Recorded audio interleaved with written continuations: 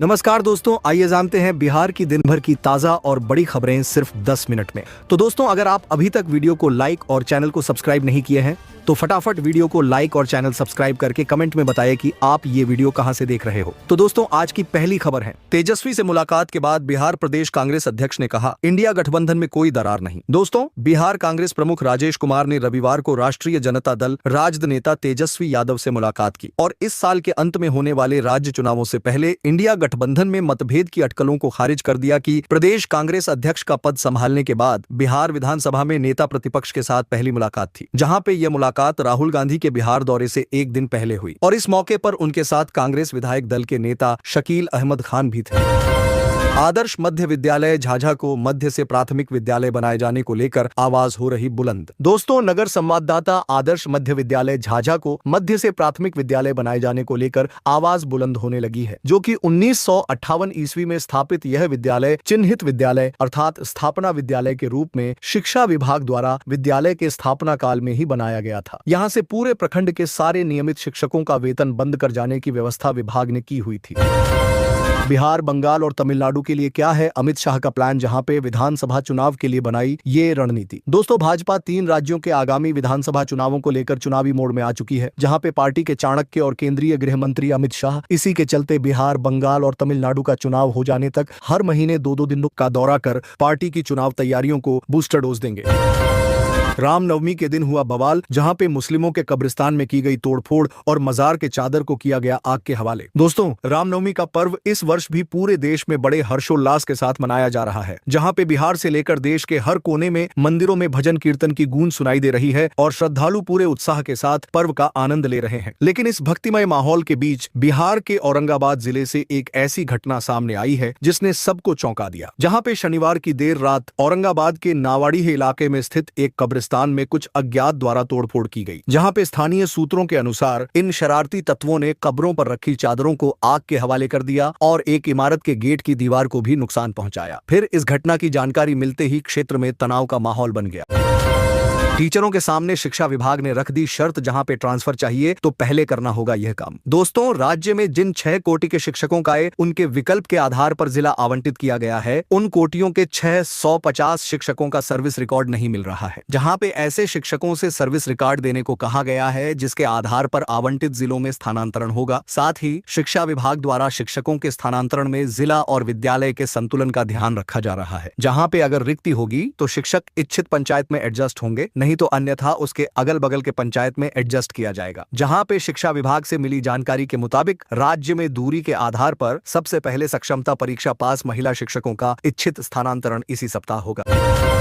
बिहार में तेजी से बढ़ी साइबर फ्रॉड की घटनाएं, जहां पे सीतामढ़ी में 3 करोड़ 33 लाख की हुई ठगी। दोस्तों, हाल के वर्षों में साइबर फ्रॉड की घटनाएं तेजी से बढ़ी है, जहां पे लोगों प्रतिदिन साइबर फ्रॉड के शिकार होते हैं, लेकिन पुलिस लोगों को बराबर जागरूक भी करती रहती है और बैंक वाले भी अपने ग्राहकों को किसी को ओटीपी समेत अन्य चीजें शेयर नहीं करने की सलाह देते रहते हैं। लेकिन इसके बावजूद लालच और अन्य कारणों से लोग साइबर ठगों के बुने जाल में फंस ही जाते हैं, जहां पे अब तो ठगी के इतने मामले सामने आने लगे हैं कि सरकार को हर जिला में एक साइबर थाना खोलना पड़ा है। जिले में 19 महीने में साइबर फ्रॉड के माध्यम से साइबर बदमाशों ने 3 करोड़ 33 लाख रुपए की धोखाधड़ी की है।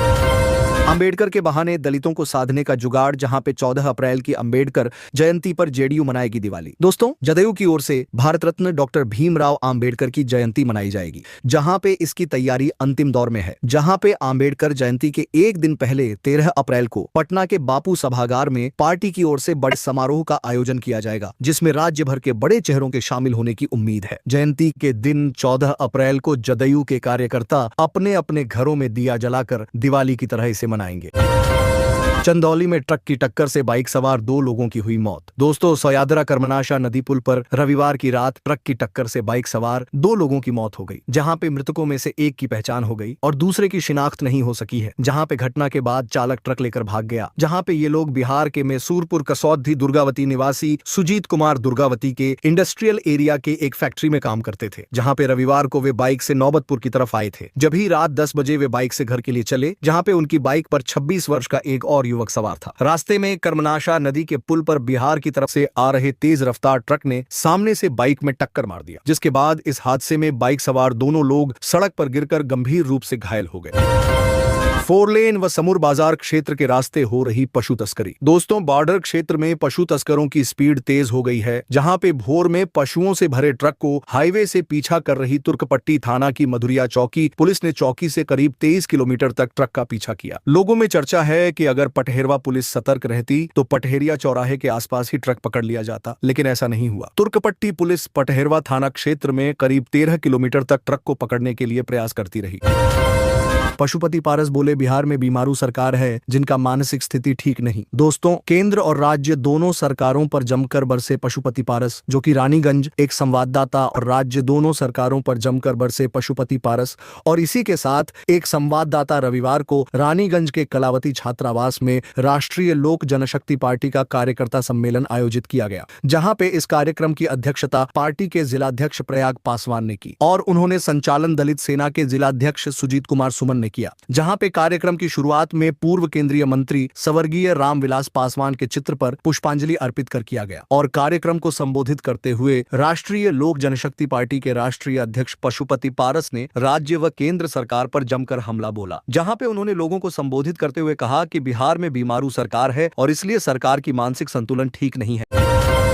बिहार के जमीन मालिकों के लिए खुशखबरी, जहां पे अब इस दिन तक जमा कर सकेंगे स्वघोषणा पत्र। दोस्तों, बिहार के जमीन मालिकों के लिए एक राहत भरी खबर आई है, जहां पे राज्य सरकार ने स्वघोषणा पत्र जमा करने की आखिरी तारीख को 15 दिन और बढ़ा दिया है, जहां पे अब जमीन मालिकों को यह पत्र 15 अप्रैल तक जमा करने का समय मिलेगा। आपको बता दें कि पहले यह तिथि 31 मार्च निर्धारित थी, लेकिन इस समय सीमा के भीतर कई लोग इस प्रक्रिया को पूरा नहीं कर पाए थे। फिर इसे ध्यान में रखते हुए नीतीश सरकार ने उन्हें एक और मौका दिया है।